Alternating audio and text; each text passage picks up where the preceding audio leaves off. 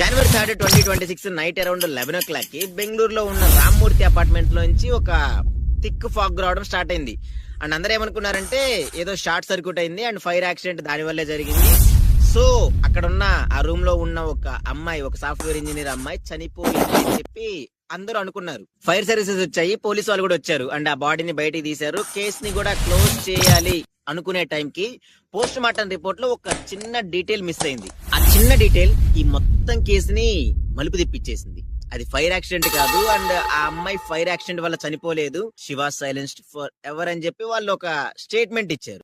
అసలు ఈ ఇన్సిడెంట్ ఎలా జరిగింది, ఇన్సిడెంట్ జరిగిన తర్వాత సిచ్యువేషన్స్ ఎలా ఉన్నాయి అండ్ ఈ కేసు ఎలా బయటకు వచ్చింది అనేది మనము కొన్ని చాప్టర్స్ లాగా డివైడ్ చేసుకొని ఇన్ డీటెయిల్ గా మాట్లాడుకుందాము. బట్ అంతకంటే ముందు నా ఫేస్ కొత్తగా ఉంది, నా ఛానల్ కొత్తగా ఉందని చెప్పి స్కిప్ చేసుకుంటూ వెళ్ళొద్దు. మీరు అలా స్కిప్ చేసుకుంటూ వెళ్తే యూట్యూబ్ వాడు నన్ను ఒక దొంగలాగా చూస్తున్నా, అంటే నేనేదో క్లిక్ బైట్ థంబ్నెయిల్స్ పెట్టి నా ఛానల్ నడిపిస్తున్నా అన్నట్టుగా చూస్తున్నాడు. సో యూట్యూబ్ వాడికి చాలా బ్యాడ్ గా వెళ్ళిపోతుంది. సో స్కిప్ చేయకుండా చూడండి అండ్ వీడియో మొత్తం చూసిన తర్వాత మీకు కంటెంట్ వర్త్ అనిపిస్తే అప్పుడు సబ్స్క్రైబ్ చేసుకోండి అండ్ లైక్ చేయండి. కొంచెం ఎక్కువ మందికి రీచ్ అవడానికి కూడా ఛాన్స్ ఉంటుంది. ఇంకా లేట్ చేయకుండా వీడియోలోకి వెళ్ళిపోదాం. Sharmila DK, a 34-year-old software engineer's death. Police investigation has led to the arrest of an 18-year-old man. First let us talk about the victim. తను 34 years ఏజ్డ్ డీకే షర్మిల అనే ఒక సాఫ్ట్వేర్ ఇంజనీర్. వాళ్ళ native place వచ్చేసి మంగళూరులో ఉన్న కావూర్ అనే place లో తన native place. అయితే తను యాక్సెంచర్ అనే ఒక సాఫ్ట్వేర్ కంపెనీలో వర్క్ చేస్తారు అండ్ తను ఉండే ప్లేస్ వచ్చేసి సుబ్రహ్మణ్య లేఅవుట్ లో ఉన్న ఒక అపార్ట్మెంట్స్ లో దాదాపు 1.5 year నుంచి అక్కడే ఉంటున్నారు. తనతో పాటు ఇంకొక అమ్మాయి, తన ఫ్రెండ్, వాళ్ళిద్దరు కలిసి ఉంటారు. బట్ ఆ రోజు అలా జరగాలని రాసి పెట్టిందో ఏమో గానీ ఆ అమ్మాయి అయితే వాళ్ళ ఫ్రెండ్ ఆ రోజు లేదు, ఆ రోజు ఆ ఊర్లో లేదు. Now let us talk about the night, the incident. January 3 night around 11 o'clock కి షర్మిల అపార్ట్మెంట్స్ నుంచి ఒక థిక్ స్మోక్ రావడం నైబర్స్ గమనించారు. అండ్ చూస్తూనే సిచ్యువేషన్ మొత్తం కూడా చేజారిపోయింది, మొత్తం మారిపోయింది. ఆ నైబర్స్ అందరూ కూడా ఫైర్ సిబ్బందికి కాల్ చేశారు, అలానే పోలీస్ వాళ్ళకి కూడా కాల్ చేశారు. ఆ ఫైర్ సిబ్బంది వచ్చారు అండ్ మంటలు ఆర్పేశారు. But it was too late, she found dead. తన అపార్ట్మెంట్ లో తను చనిపోయి పడిపోయి ఉంది. ఆ సిచ్యువేషన్, ఆ సరౌండింగ్స్ అంతా చూడగానే పోలీసులు అందరూ కూడా ఇది కన్ఫర్మ్ గా ఎలక్ట్రిక్ షార్ట్ సర్క్యూట్ వల్ల మాత్రమే జరిగి ఉండొచ్చు అని చెప్పి వాళ్ళు కన్ఫర్మ్ చేసుకున్నారు. మొత్తం రూమ్ అంతా కూడా కాలిపోయింది, ఎవిడెన్స్ అంతా కూడా బూడిదలాగా మారిపోయింది. అండ్ వాళ్ళ పేరెంట్స్ కూడా ఇది మా దరిద్రము, మా దురదృష్టవశాత్తు జరిగిన ఇన్సిడెంట్ మాత్రమే అని చెప్పి వాళ్ళు కూడా నమ్మారు. బట్ ఆల్ ఆఫ్ సడన్ మొత్తం సిచ్యువేషన్ అంతా కూడా కంప్లీట్ గా చేంజ్ అయిపోయింది. రియల్ ఇన్వెస్టిగేషన్ ఇక్కడ నుంచి స్టార్ట్ అయింది. Now comes the true part, the twist. ఈ క్రైమ్ సీన్ ఇన్వెస్టిగేషన్ లో లొకార్డ్స్ ఎక్స్చేంజ్ ప్రిన్సిపల్ అని ఒకటి ఉంటది. అంటే ఎవ్రీ కాంటాక్ట్ లీవ్స్ ఎ ట్రేస్ అని చెప్పి వీళ్ళు ఖచ్చితంగా నమ్ముతారు. అంటే వాడు ఎంత పెద్ద ఇంటెలిజెంట్ అయినా కానీ సరే ఖచ్చితంగా ఏదో ఒక క్లూ వదిలేసే వెళ్ళుంటాడు అని చెప్పి వీళ్ళ గట్టి నమ్మకం. ఇక్కడ పోలీస్ టీం వాళ్ళు వచ్చి మళ్ళీ చెక్ చేశారు అండ్ ఈ ఫారెన్సిక్ టీం వాళ్ళకి ఇన్వెస్టిగేషన్ అప్పగిస్తే వాళ్ళు ఫస్ట్ చెక్ చేసింది ఆ స్విచ్ బోర్డులు. అక్కడ చూస్తే అంతా నార్మల్ గానే ఉంది, ఈ షార్ట్ సర్క్యూట్ కి సంబంధించిన ఎలాంటి ఎవిడెన్స్ లేదు.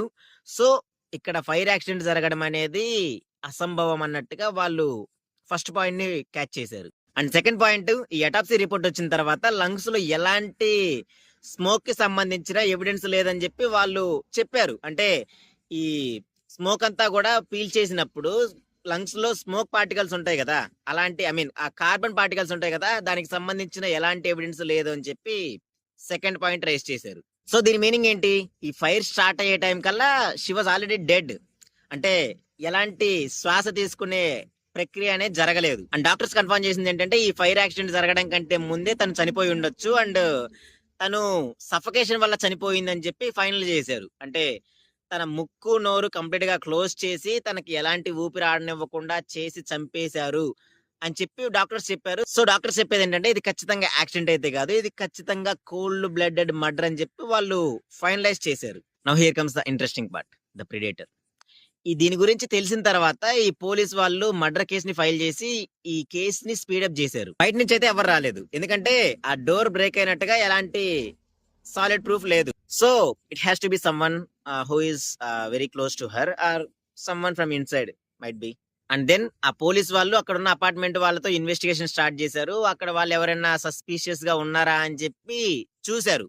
And then they found 18 years boy, ఒక 18 years అబ్బాయి సస్పిషియస్ గా కనిపించాడు. అతని పేరు కర్నల్ కురాయ్. అతని నేటివ్ ప్లేస్ వచ్చేసి విరాజ్పేట్, అంటే కొడుగు డిస్ట్రిక్ట్ లో ఉంటారు. He's just 18 years old young men. And police వాళ్ళు టెక్నికల్ ఎవిడెన్స్ గ్యాదర్ చేశారు. అండ్ ఆ షర్మిల ఫోన్ చూస్తేనేమో మిస్ అయినట్టుగా కనిపిస్తుంది. అండ్ ఆ మిస్ అయిన సిగ్నల్ ట్రేస్ చేస్తే అది ఈ అబ్బాయి దగ్గరికి చూపించింది. జనవరి 10th పోలీసులు అయితే అతన్ని అరెస్ట్ చేశారు. అండ్ ఇంట్రాగేషన్ లో అసలు అతను చెప్పిన విషయాలంటే షాక్ అయిపోతాం అసలు. జనవరి 3rd నైట్ అరౌండ్ 9 o'clock కి ఈ షర్మిల వాళ్ళ అపార్ట్మెంట్స్ లో ఒక స్లైడింగ్ డోర్ ఓపెన్ అయినట్టుగా కర్నల్ గమనించాడు.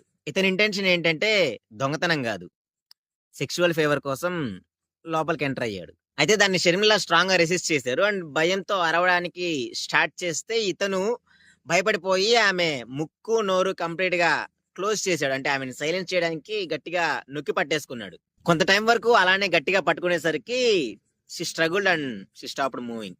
అలా షర్మిల చనిపోయింది అని రియలైజ్ అయిన తర్వాత తిని ఎక్కడ దొరికిపోతాడేమో అన్న భయం అయితే మొదలైంది. And he decide to burn everything. అక్కడ ఉన్న బట్టలు గానీ అక్కడ ఉన్న థింగ్స్ గానీ అన్ని కాల్ చేయాలని చెప్పి ఫిక్స్ అయ్యాడు. అండ్ పెట్రోల్ పోసి మొత్తం తగలెట్టేశాడు. అండ్ ఆమె ఫోన్ మాత్రం ఇతను తీసుకొని పారిపోయాడు. అసలు జస్ట్ 18 ఇయర్స్ ఉన్న ఒక అబ్బాయికి ఇలాంటి థాట్స్ అసలు ఎక్కడి నుంచి వస్తున్నాయి? అంటే ఒకరిని రేప్ చేయాలి, ఒకరిని చంపాలి అన్న థాట్స్ అసలు ఎక్కడి నుంచి వస్తున్నాయి? ఇలాంటి క్రిమినల్ థాట్స్ అన్ని కూడా అంటే మేబీ సినిమాల వల్ల అయి ఉండొచ్చా, లేకపోతే అంటే వాళ్ళు పెరిగిన ఎన్విరాన్మెంట్ బట్టి అయి ఉండొచ్చా? మీకేమనిపిస్తుంది అనేది కింద కామెంట్స్ లో చెప్పండి. అండ్ ఈ వీడియో నేను క్లియర్ గా ఎక్స్ప్లెయిన్ చేశాను అనుకుంటే జస్ట్ ఒక లైక్ చేసి నాకు కొంచెం సపోర్ట్ ఇవ్వండి. నాకు కొంచెం ఎనర్జీ బూస్టప్ అయినట్టు ఉంటది. అండ్ ఎండ్ వరకు నన్ను నమ్మి చూసిన వాళ్ళందరికీ కూడా థ్యాంక్ యూ సో మచ్. మీకు ఇలాంటి కంటెంట్ ఇంత క్లియర్ గా ఎప్పటికీ అంటే రెగ్యులర్ గా తీసుకొని వస్తూ ఉంటాను. ప్రతిరోజు మన ఛానల్లో అప్డేట్స్ అయితే వస్తుంటాయి, డైలీ అప్డేట్స్ వస్తుంటాయి. జియో పాలిటిక్స్ గురించి కూడా మన ఛానల్లో ఆల్రెడీ వీడియోస్ ఉన్నాయి, రెగ్యులర్ అప్డేట్స్ వస్తుంటాయి. And every month theme based videos ఒక 4 అయితే వస్తాయి. And thanks for watching. This is Naveen Metla signing off. Jai Hind.